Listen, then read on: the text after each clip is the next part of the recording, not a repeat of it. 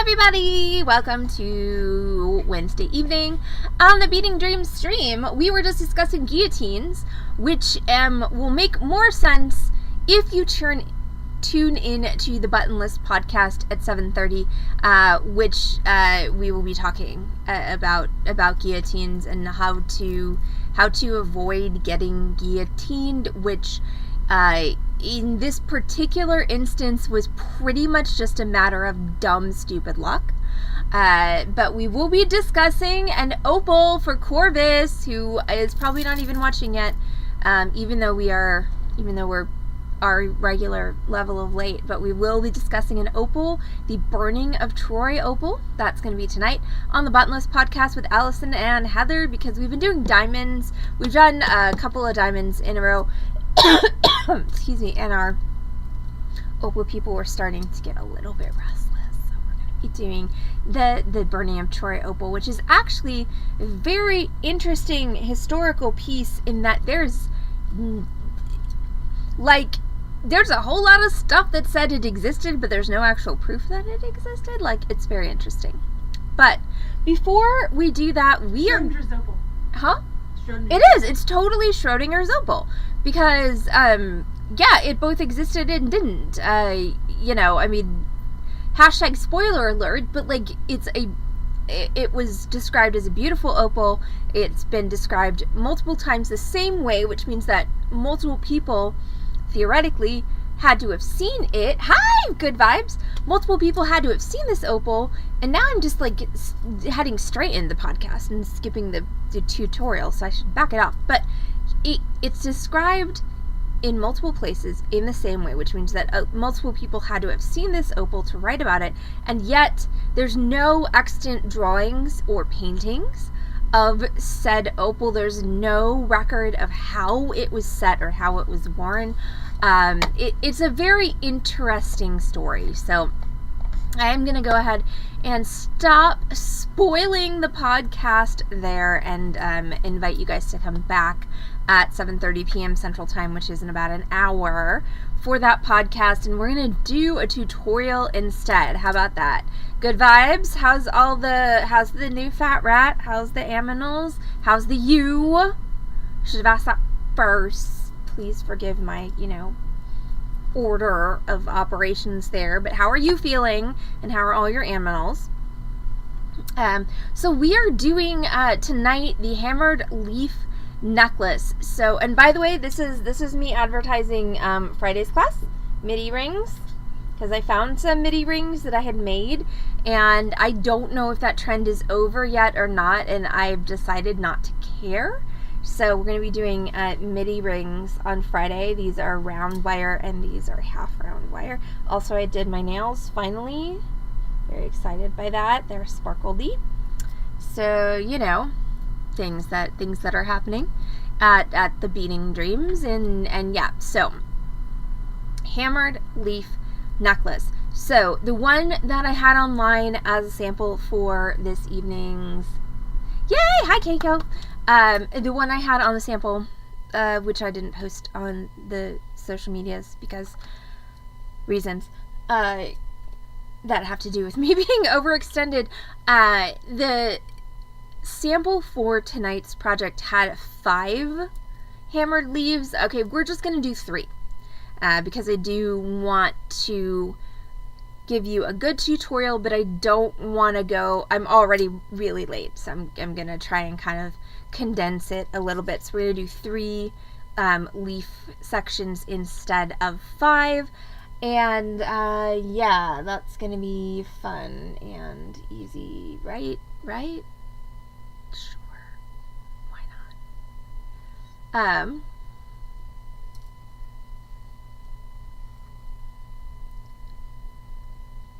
Oh, it's okay. Good vibes. If there's a place to info dump, I feel like the Beading Dreams stream is it, but I'm sorry the U is not good, but I hope that maybe the watching us can help you be a little bit better. And I'm definitely going to be waxing poetic about other crazy people. Not that I'm calling you crazy. That was terrible. But I'm going to be waxing... Besides us. besides other crazy people besides us, like Napoleon and Empress Josephine, who's actually a way more interesting figure than I thought she was. Like, I didn't know a lot of stuff about her. And, I mean, she basically just, like, took Napoleon by his, wah-wah, and, led him through everything. So lots to talk about there. But anyway, yay, earrings! Hi, Lori.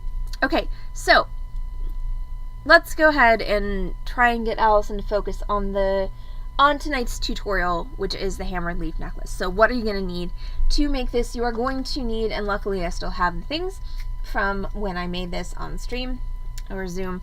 So you're going to need some heavier gauge wire, and this happens to be 16 gauge copper wire. You could use 14 gauge if you wanted something a little bit chunkier. Either would work. You're going to need some top drilled teardrop beads. I still have my labs from the other night.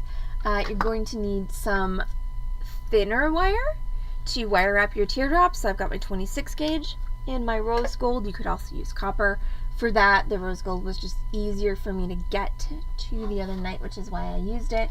You're going to need some stringing cable, and I'm using 0.014 stringing cable. I'm going to have to go grab a clasp in a minute, but I'll grab that when I need it. And then as far as tools go, you're going to need your basic wire wrapping tools, which is going to be your chain nose, your round nose, your wire cutters, and then you are also going to need a bench block and a hammer. Chasing hammer preferably, though if you don't have a chasing hammer, any old hammer will do. Since I grabbed this first, I'm actually going to use my tack hammer for this. So the difference between using a purpose dedicated chasing hammer for hammering wire and using something like a tack hammer or a household hammer is just that the head of the hammer, you can see, isn't completely smooth. So that means that the head of the hammer is going to transfer some texture onto your wire when you're hammering. Now that is something that can be really, really cool. You just want to be aware that it's going to happen. So once again, if you want a perfectly smooth, flat wire surface, then a chasing hammer that doesn't have any marring on the surface of it is going to be your ideal. So let's okay, so I said 3. Good vibes. I want to see what that is actually on Twitch, because they're dancing. That's amazing. Good vibes is dancing dinosaurs. They don't dance in my chat aggregator, so I like the dancing dinosaurs. Good vibes. Thank you. They're awesome. Okay, so we're going to go ahead and start with our 16 gauge wire and a ruler, and I'm going to cut 3 4-inch pieces. Now once again, the sample that's posted on our website that I forgot to post on social media has 5. We're going to go ahead and do 3 again just because of time. So I'm going to cut 3 4-inch pieces of my 16 gauge wire. Okay, so that's 4 inches, and I'm just going to cut that off, and I'm going to cut 3 of those.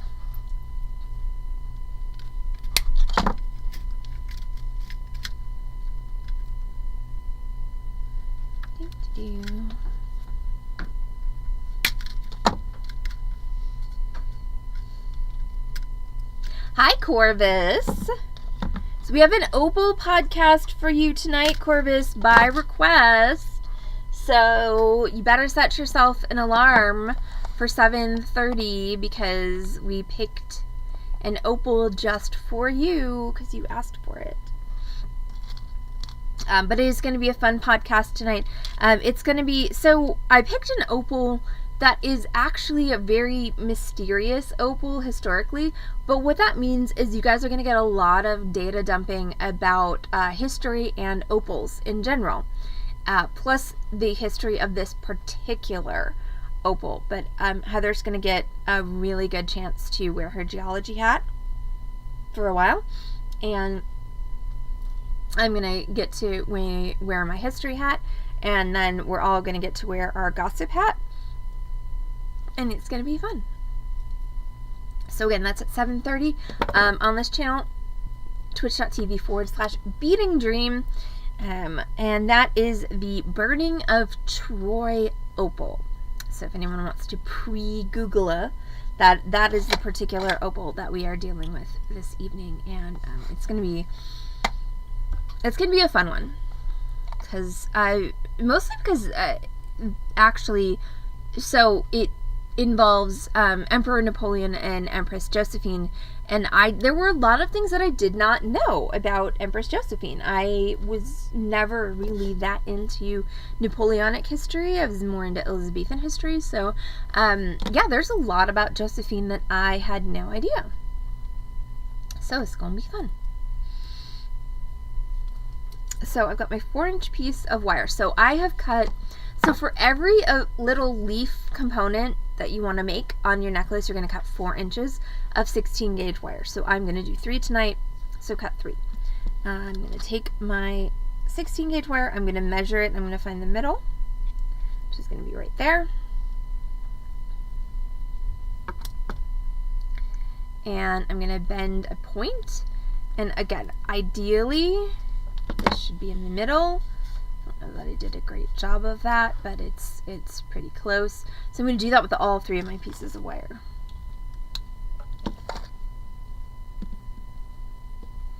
So 2. So the goal at this point is just to get this kind of point at the bottom.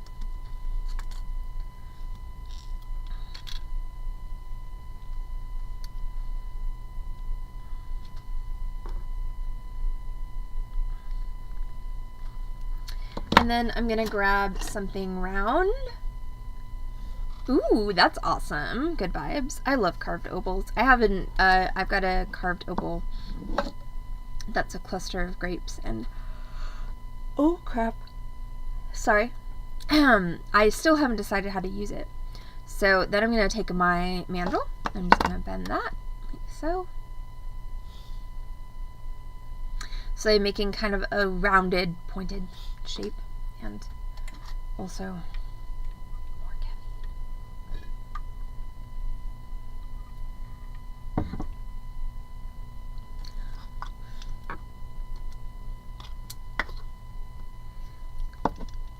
So I'm just using my again, this is my cheap $5 wooden ring stick, one of my favorite tools ever, and cannot find it to save my life.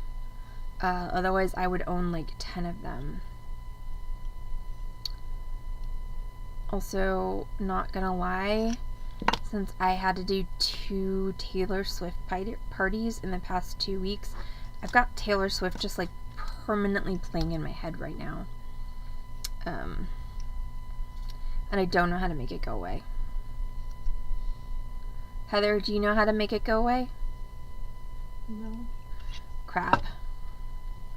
So I'm just gonna have to listen to this in my head forever. Yes. Well, she's no help, y'all. No, I'm useless. Well, in this particular instance, I would agree. I mean, generally, no. But you don't know how to flesh the Taylor Swift out of my brain, so I am gonna... I have Offspring in my head. Does that help?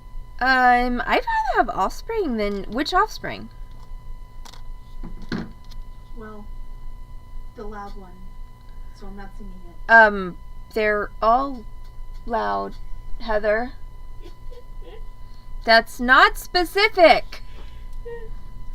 Look, I'm trying to do my homework finally. Heather's trying to be helpful, and she's not being helpful. Also, I just gave her the script for the podcast like an hour ago, so she's trying to learn her lines, and also do more research. But not being helpful to me in any way of getting the Taylor Swift out of my head. No, I'm useless. Again, in that instance only. In many other instances, you are the epitome of usefulness, gracefulness, and other good adjectives. Wow, that was a lot. I'm sorry. I was hoping I could pull a third out of there, but nope. Again, not because of you, because of my brain. Because I am back to my full working 2-job schedule, which means my brain is mushy mush all the time. So, I have created these 3 little leaf-shaped things. Ta-da, ta-da, ta-da, ta-da.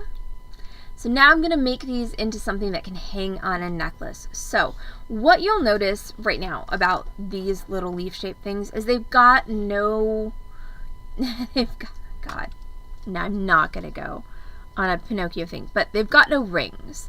They've got no facility currently for hanging. So that's what we're going to do next, is we're going to create a facility for hanging. So I'm going to take my 2 wires where they are crossing, and I'm going to just bend them so that they are parallel instead of crossing and making an X, like so. I consult, Corvus. I consult. This is, you'll actually find this hilarious, everyone. I consult with companies about making their production more efficient. Which, considering that I'm like the least efficient person on the planet, is very funny. So what I did, and also I am a professional Taylor Swift, yes, listener. Now I'm not. It's just because I love Taylor Swift. I admire her greatly, but you know, it's just stuck in my head since the freaking country club party with the cover band. I think because it was so loud. It was so loud. And it's just like, it etched itself into my brain parts forever and ever and ever and ever and ever. So what I did is I just bent these so that they're parallel, and then I'm gonna clip them so that they are the same length. And then I'm gonna take my round nose and roll these back. So this is definitely going to have a front and a back. So, and when you're dealing with a round nose pliers, remember that this is a tapered pliers. So we're gonna do this one at a time so that we can get the same size loop. So she said, come on. So there's one. And there's 2, and this is something that tends to happen to me.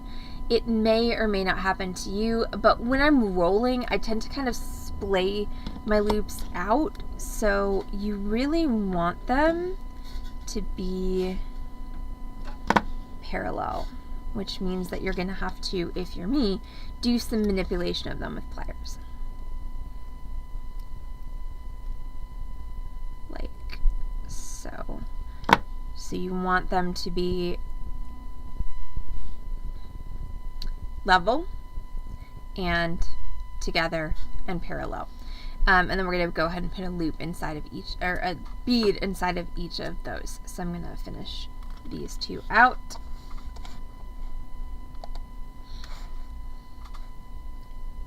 Well, I'm glad I'm not the only one who's got a crazy song stuck in our head.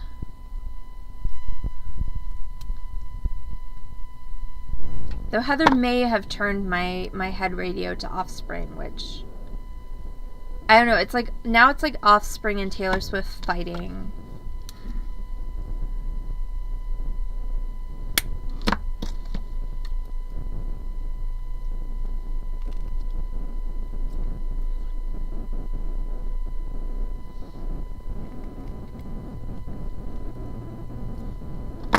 So again, I turned them, now I'm going to fix them.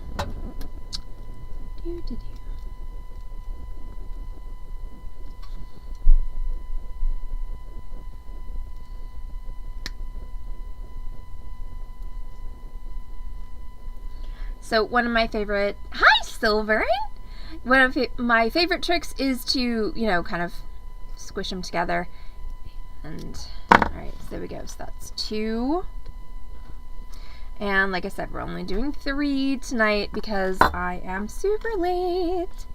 And I don't want the podcast to take forever. Also, I have a margarita story to tell on the podcast. Or maybe Heather will tell it, but I think we should save our stories for sale. Oh, but I just told them that I was going to tell it. Well, that doesn't mean you can't. Okay, there's a funny margarita story that I may or may not tell tonight. I may tell it tomorrow night on the sale. Either way, it's pretty hilarious.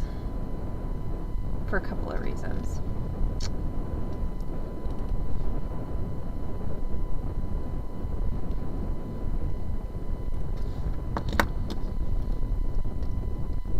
So, I like this technique because you can apply this to almost anything. You can make any shape. You can make any size. Actually, when I was workshopping this particular... Oh, God, please, no audio issues. I don't know Good Vibes because I can't hear myself. Somebody else help Good Vibes out and tell me if I'm having audio issues or if... I don't even know. But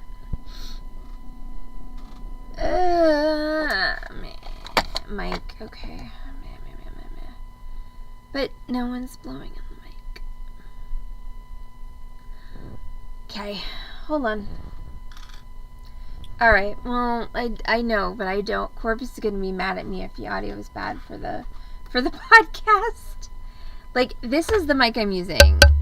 That one there. I don't know what other mic is having issues because they're all muted. Every single freaking one of them is muted except for that one. Anyway, so when I was workshopping this particular project, I experimented with some different shapes, like these squares. Don't touch. Okay, fine. Corvus said don't touch. No touchy the audio. And I decided that I liked this. I am going to have to touch it in a minute because I'm going to hammer. But I decided that this shape... I have just been informed that Corvus is the boss of me. Just saying. Is she wrong? Okay, fine. Anyway, the point here is not that Corvus is the boss of me, because that's been obvious for some time. The point here is that you can really do this any size, any shape, and it does a really good job of setting off a cool bead like a labradorite. Hello. So you can make this bigger, you can make it smaller, you can make it a different shape, and it's a really good way, once again, to highlight and set off a particular bead on your project. So now what I'm going to do, just to give these little bead frames a little bit more sturdiness and also a little bit more texture, is I'm going to hammer them. So that does mean, yes, Corvus, I'm going to touch the audio because I'm going to mute it for a minute. So I got my bench block, and like I said, I'm going to use my tack hammer. You can use a chasing hammer as well. I'm going to mute myself, and I will BRB.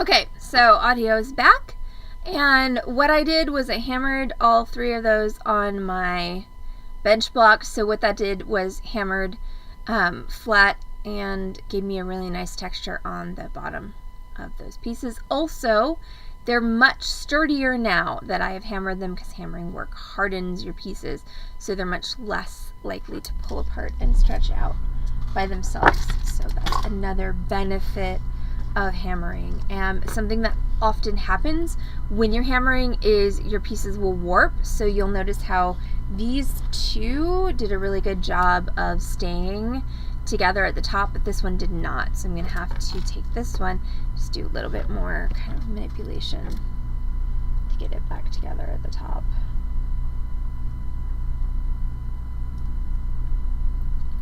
And, you know, Corvus is definitely the boss of the audio. It's true. I like to pretend I'm the boss of things, but really I'm not. I'm the boss of, like, nothing.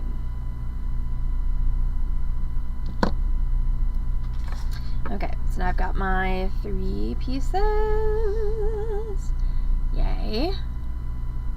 Okay, now I'm going to take my teardrops, and I'm going to grab 3 of my labradorite teardrops, and I'm going to wrap those. Which means I'm going to transition to my thinner wire. So that, once again, was 16 gauge wire that I used for these pieces. Now I'm going to transition to 26 gauge wire to wrap my teardrops. And we just did this on a tutorial last week, so I'm not going to go ahead and go over it super in depth, but for anybody who didn't see that, you can go back and watch that Chain of Tears earrings tutorial, and that will give you a really good wire wrapping teardrops skill set. So I've got my wire, my 26 gauge wire. I'm going to put that through my teardrop. Oh, I remember I had trouble with some of these teardrops wire fitting. We're going to see how that works today.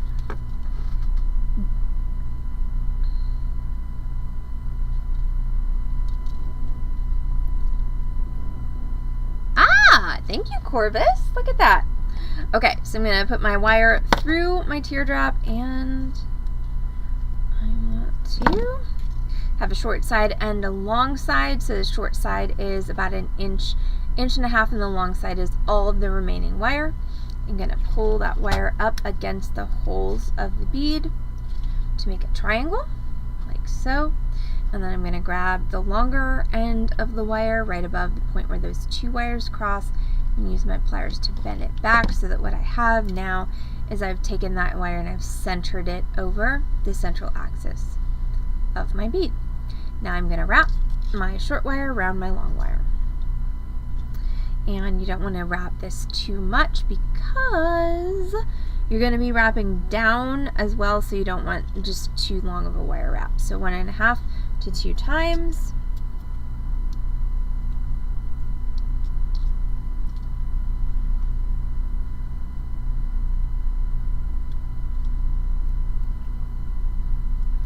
Like so. There we go. Get the trim. And tuck that end in.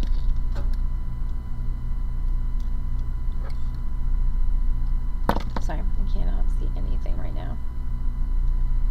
Old eyes, y'all.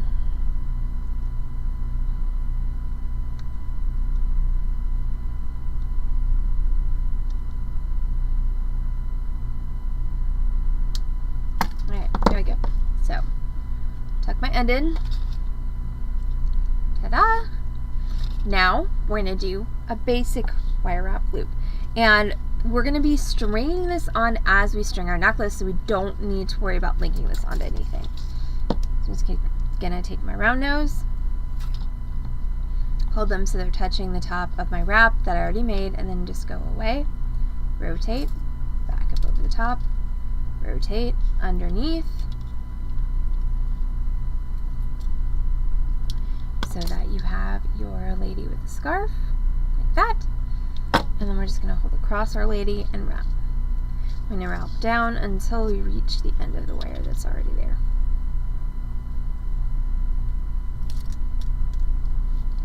Like so. Ideally you want to pull hard so that you get good tight wraps, and then we're going to go ahead and trim and press down. And there we go. So that is one wire wrapped labradorite bead. Now we're going to do that again.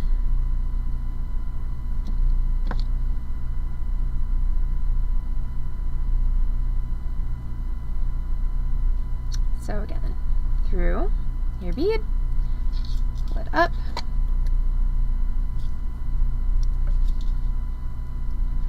this is one of the most important steps, is grab with your pliers directly above the point where those two wires cross and just rotate it and press it down so that you get this centered wire. Okay, that's important. If you don't do that, your teardrop's not going to hang centered and it's going to look weird and off kilter. So this is important, and a lot of people, especially in the beginning, get a little bit weirded out by that angle right there, this one here that goes, but you need that. That's what keeps everything centered.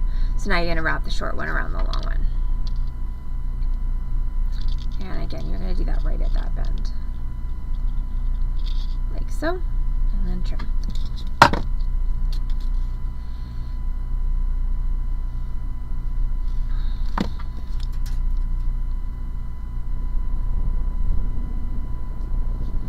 And now we're going to do a basic wire wrap loop on top of this. So again, we have our round nose pliers touching where the top of our wrap is, and then we're going to go away, rotate, back up over the top, rotate, underneath. So see how that's making Our Lady with the scarf? We don't have to link this onto anything because once again we're going to be stringing this. So all we need to do is complete this loop. We're going to hold across with our chain nose pliers like so, and a little trick of mine is I like to put the jaws of my chain nose pliers parallel to my scarf wire, and then we're going to wrap that around, and we're going to wrap it downwards until we meet the end of wire that's already there.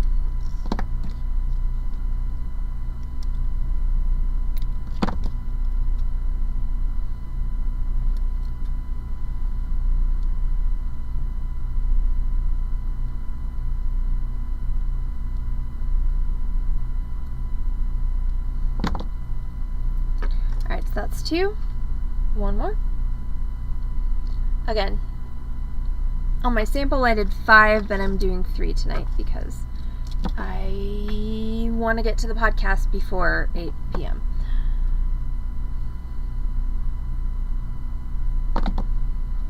And possibly I would also like to put some food in my face.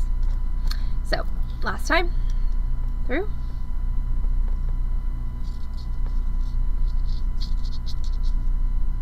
And bend up.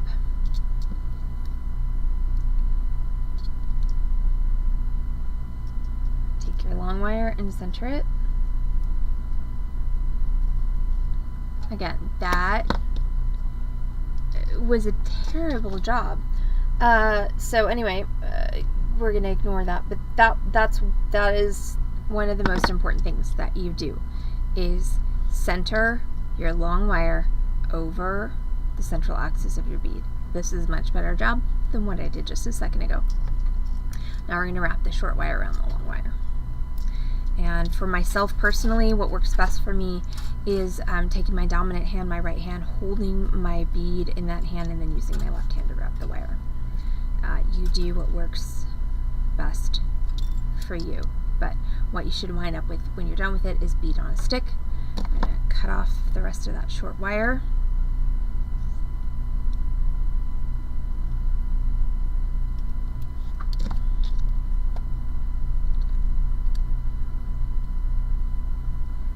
And then we're going to do a basic wire wrap loop on top of it. So that means touch your pliers to the wire wrap that you already made, and then go away, rotate, back up over the top, rotate underneath, again, That's your lady with a scarf. We don't need to link her onto anything at this point because we're going to string her, so we're just going to wrap her closed. Okay, and then the last thing that we're going to do is we're just going to string this into a necklace. I'm not going to string a whole necklace because, once again, I would like to get to the podcast before the middle of the night. So I've got that wrapped around and trimmed it off. I'm going to press it down so that it meets the end of wire that's already there, like so. Ta-da! So I got my 3 nice little wire wrapped teardroppies here, and then I've got my 3 hammered teardrop frames going on.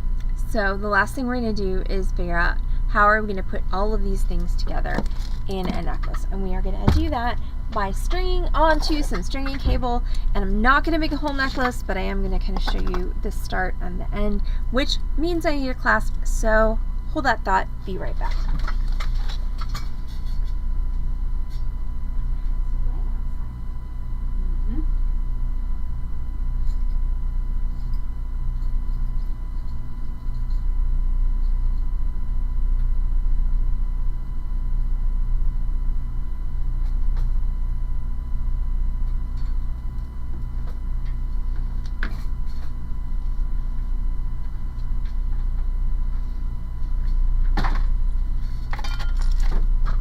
Okay, I'm back. I do not have matching metal clasps and crimp beads, but that's okay. I have some clasps and crimp beads, so I'm going to call that good. So I'm going to go ahead and assemble this necklace. And the first thing I'm going to do is make sure that I have my crimp beads separated so that I don't knock those on the floor. There's my clasp. So I've got some beads, and in this particular instance I have some freshwater pearls, and that is what I'm going to use to string my necklace. And typically I would string obviously enough to go around a neck, but again, since I am running so very late, we're just going to do a mini sample tonight. So you could do this. You absolutely could do this as a mini thing, but you would need to attach it to some chain, kind of like the chain that I'm wearing. What I'm about to do for you is not going to be a real necklace for a real person, possibly for a doll, but these are all of the techniques that you're going to need to make the pieces that we just created into a necklace. You just need to extend the length. So I've got my pearls, and you can use any beads for this. Pearls are just what I happen to use for my samples. So like most of the rest of my supplies are still sitting here on my workstation. I'm going to cut them. So what I would do now is I would string enough pearls to go essentially from the back of my neck to about right here. Because if I'm doing 3 of these kind of stations with the teardrop bead, I would want one in the center, and I would want one on either side of my neck. So if I were doing this again as an actual necklace to be worn, I would do that's probably about 6 or 7 inches of beads. Since I am not doing a full necklace, I am just going to do a little mock-up here. So I'm just going to do 1 inch of beads, which still means that I need to string 1 inch of these tiny ass pearls. So yeah, whoever decided that was a good idea is officially on probation. Because yeah, not so smart. Like, I could have picked, if I was just gonna do a demo piece, I could have picked better beads. Also, by the way, I did definitely make a whole sample for this, and it's sitting on my dining room table, which is a great place for it, because you guys can see it really well. I know you can, by which I mean, of course, you cannot. And I tried to get the cats to bring it to work today, and they were not interested. that nonsense. Also, possibly because they don't have opposable thumbs and can't drive, that might also have been an issue. But anyway, I promise I did make a sample of this. Okay, so I've strung my representative 1 inch of beads. Again, I just want to reiterate that if you're making a necklace, if you're making a necklace with 3 components like I have made, you're gonna need to string more than 1 inch of beads. But to put the components and the beads on, so like I said, these have a front and a back.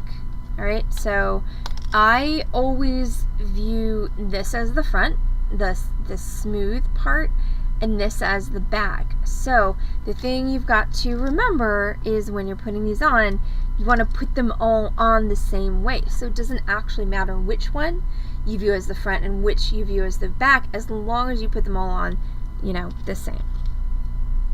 So I'm going to take one component, and I'm going to grab one of my wire wrapped beads, and I'm going to string these on together, and it's going to be a little awkward because what's going to want to happen is for that to just go through there. So you can kind of shove that up in there, or you can kind of go out from the back and then through, and then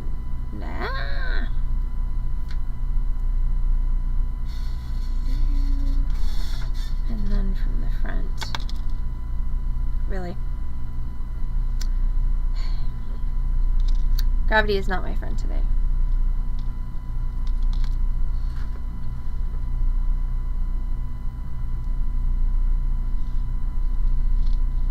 So what you want is for the wire wrapped piece to be in between these 2 loops. So once I, get my collective what together, there we go. Alright, so this is the goal. That right there. Okay, so the wire loop to be right in between those 2. The small wire loop to be right in between the 2 larger wire loops, and that way we have our little piece like that. Okay, so now we're going to put on another inch of pearls, another wire piece, and then another inch of pearls, another wire piece, another inch of pearls, and then we're going to finish this and get on to our next thing. So yeah. So I hope everyone is having a good Wednesday. We had a good Wednesday here at the Beading Dreams. We were fairly busy. Got to see some of our favorite people, which is always awesome. And let's see, that's 3, 6, 8 beads. Just because sometimes it's easier to count than to measure.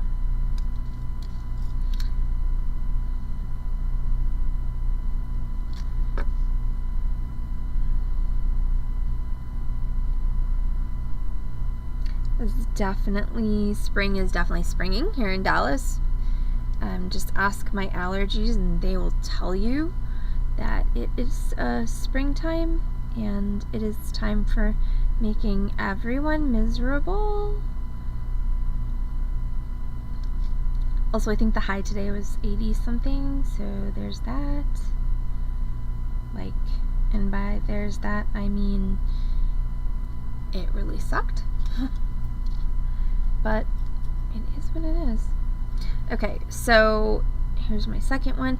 Now if you can get that in between those 2 loops, then you can just kind of punch it all through at the same time.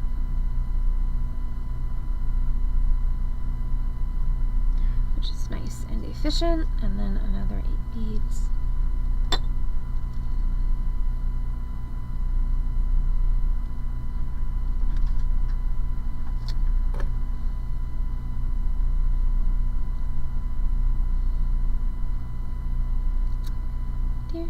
Alright, so that's going to be my last 8 beads and my next component, and then I'm going to put 8 more beads on, and then we're going to finish this.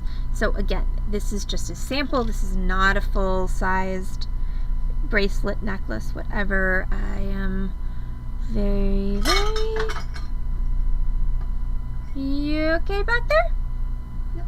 Okay. I'm very, very late. So I'm trying to shave some time off of this broadcast.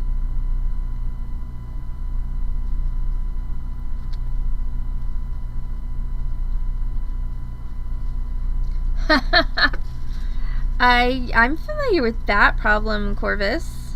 It happens, yes. Whenever I dye my whole head red, and then I get in the shower and it looks like I'm a murder victim. But yes, rubbing alcohol will get it off if soap and water doesn't, but I bet it will come off with soap and water. It usually does on me as long as I don't let it sit too long. Okay, so there's 2. And hi, Ace. Hi, Ace. Heather says hi, and Ace says Corvus is now a redneck. Okay, so last one. I'm going to take those 3. I'm going to line them up. I'm really hungry. There we go. And 8 more. Yay! I am glad that you like your haircut, Lori.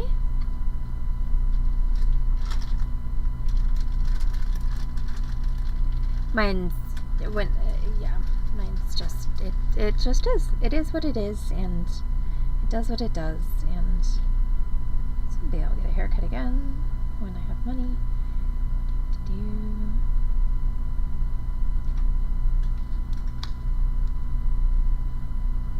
Oh, thank you, Keiko.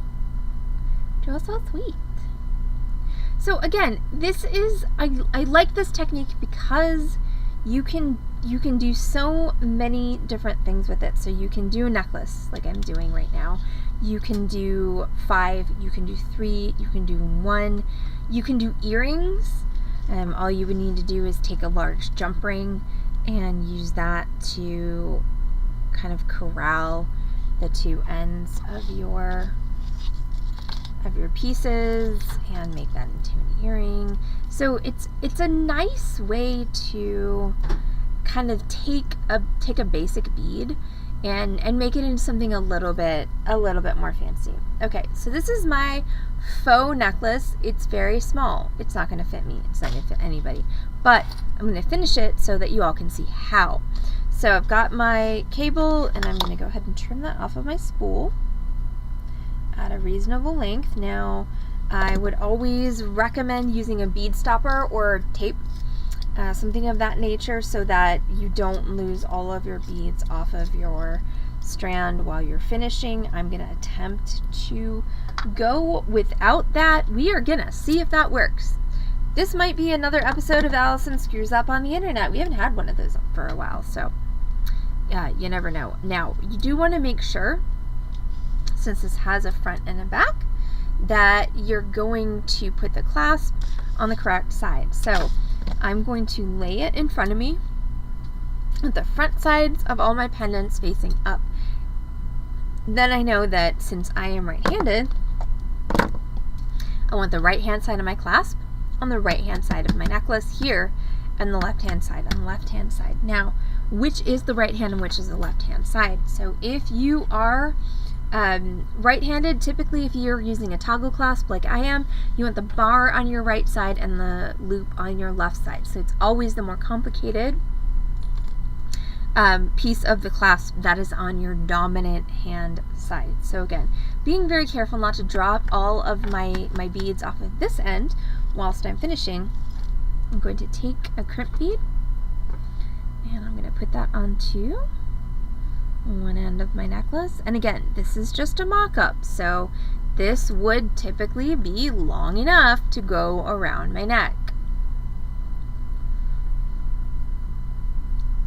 So I've got my crimp bead on, and now since this is my right hand side, I'm going to go ahead and put my clasp piece on and then go back down through my crimp bead. And I'm totally terrified to bring this up closer to the camera to focus because I'm afraid it's all going to fall out this side because I don't have a bead stopper.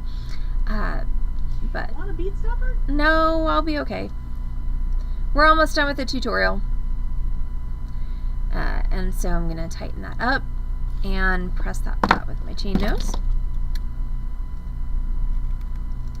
Anytime you're dealing with crimp beads, you want to make sure that you always do a tug test. Make sure nothing is moving. And then once you have flattened it, you're going to have this extra piece that doesn't really go to anything, and you want to take that and you want to go ahead and trim that off. Some people like to push that back down through their beads. In my opinion, that's not the best way to deal with that, because eventually it's going to work its way out and it's going to stab you in the back of the neck. So now I've got second crimp bead onto my stringing cable, other half of my clasp onto my stringing cable, take my end down through my crimp beads. So you're going to skip your clasp. So what I have is I've created a loop on which my clasp is hanging, and then we're going to pull. You want to pull nice and tight. You don't want any cable to be showing when your necklace is on your neck. However, you also don't want it to be too stiff. So once you've pulled it to the correct degree of tightness, you're just going to not use that one. You're going to use your flat pliers to smash. Again, tug test, make sure that it's nice and secure, and then cutters.